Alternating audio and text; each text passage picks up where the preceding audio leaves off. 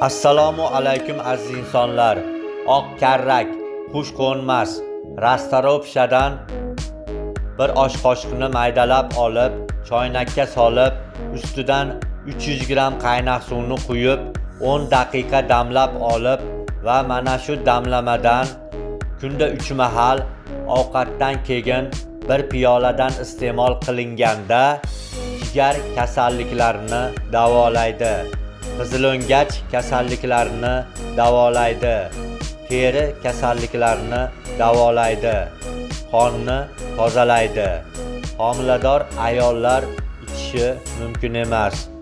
Damlamani har kuni yangi tayyorlab iste'mol qiling. Iste'mol qilgandan so'ng 30 daqiqa davomida hech narsa iste'mol qilmaslik kerak. Barchangizdan Alloh rozi bo'lsin.